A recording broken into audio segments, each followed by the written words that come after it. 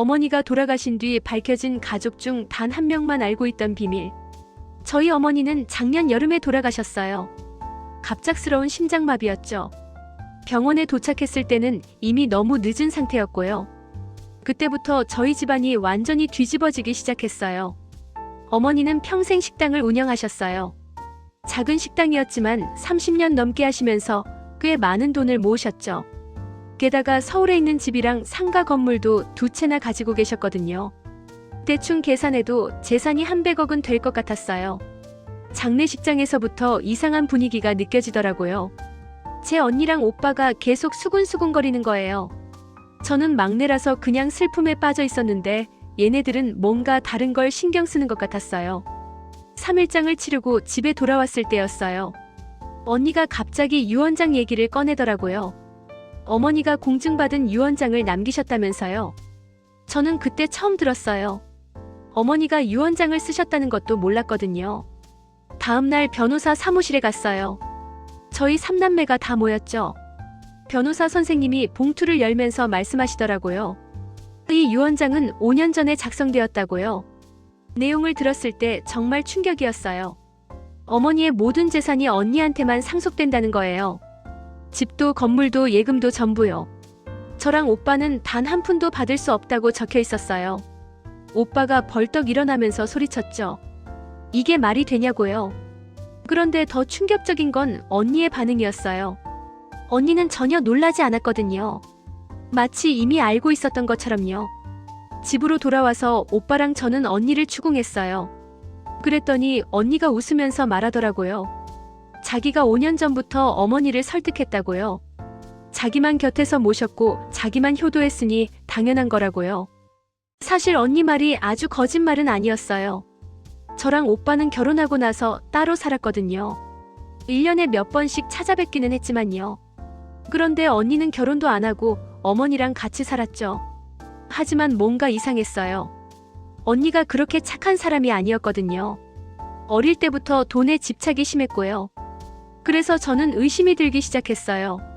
먼저 어머니의 주치의 선생님을 찾아갔어요.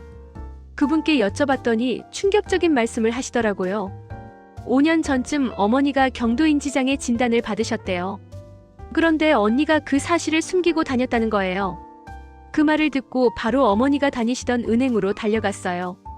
담당 직원분께 사정 얘기하고 도움을 청했죠. 그분이 조심스럽게 말씀하시더라고요. 최근 몇 년간 어머니 계좌에서 큰 금액이 계속 빠져나갔다고요. 더 조사를 해보니까 진짜 어이없는 일들이 나왔어요. 언니가 어머니 명의로 카드를 여러 개 만들어서 쓴 거예요. 명품백이랑 옷 사는 데만 몇 천만 원을 썼더라고요. 게다가 어머니 도장을 몰래 가져다가 건물 임대료도 자기 계좌로 받았고요.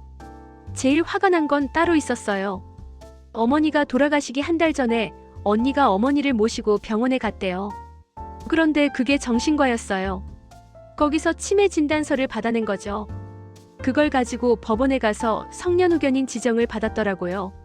성년후견인이 되면 어머니의 모든 재산을 관리할 수 있거든요. 그래서 언니는 그 한 달 동안 어머니 명의의 건물 2채를 급하게 팔았어요. 그 돈이 무려 60억이었는데 다 자기 계좌로 빼돌린 거예요. 증거가 확실했어요. 저는 오빠랑 상의해서 바로 고소를 했죠. 사기죄, 횡령죄, 문서 위조죄로요. 경찰 조사 결과 언니가 어머니 도장을 위조한 서류도 여러 개 나왔어요. 재판이 시작되고 언니는 끝까지 발뺌했어요. 자기는 어머니의 허락을 받았다고요. 하지만 의사 선생님들의 증언이 결정적이었어요. 어머니는 5년 전부터 이미 제대로 된 판단을 할 수 없는 상태였다고요. 결국 1심에서 언니는 징역 4년을 선고받았어요. 그리고 부당하게 취득한 재산은 전부 환수 조치가 내려졌죠. 언니가 빼돌린 돈과 팔아버린 건물값까지 포함해서 전부 돌려받을 수 있게 됐어요. 법원은 유언장도 무효라고 판결했어요. 어머니가 인지장애가 있는 상태에서 작성된 유언장은 법적 효력이 없다는 거예요. 결국 재산은 법정 상속분대로 저희 3남매가 똑같이 나눠 갖게 됐어요. 언니는 항소했지만 2심에서도 똑같은 결과가 나왔고요. 지금은 교도소에서 복역 중이에요. 면회도 한 번 가지 않았어요. 솔직히 가고 싶지도 않거든요. 그 과정에서 정말 많은 걸 느꼈어요. 욕심이 사람을 어떻게 변하게 만드는지요. 언니는 원래 그렇게까지 나쁜 사람이 아니었는데 돈 때문에 어머니까지 속이고 동생들까지 배신했어요. 어머니가 돌아가신 지 이제 1년 반이 됐어요. 가끔 어머니 생각하면 너무 가슴이 아파요. 마지막 몇 년을 얼마나 힘들게 보내셨을까요? 언니한테 속으면서도 말도 제대로 못하시고요. 지금은 오빠랑 저랑 어머니가 운영하시던 식당을 다시 열었어요. 어머니의 레시피로 똑같이 음식을 만들고 있죠. 손님들이 맛이 그대로라고 좋아하세요. 그럴 때마다 어머니가 곁에 계신 것 같아서 위로가 돼요. 상속받은 재산 중 일부는 불우이웃 돕기에 기부했어요. 어머니가 평소에 하고 싶어 하셨던 일이거든요. 그리고 매달 어머니 묘소에 가서 말씀드려요. 이제 마음 편히 쉬시라고요. 여러분도 가족이 있으시다면 돈 때문에 관계가 틀어지는 일 없으시길 바라요. 재산보다 중요한 게 가족이잖아요. 하지만 만약 누군가 부당하게 여러분의 권리를 침해한다면 꼭 싸우세요. 정의는 반드시 이긴다는 걸 제가 직접 경험했으니까요. 긴 이야기 들어주셔서 감사합니다. 여러분 모두 가족과 행복하시길 바랄게요. 구독과 좋아요는 큰 힘이 됩니다. 막장 5분과 함께 특별한 이야기를 함께 해보세요. 우리 주변의 이야기를 빠르게 만나보세요.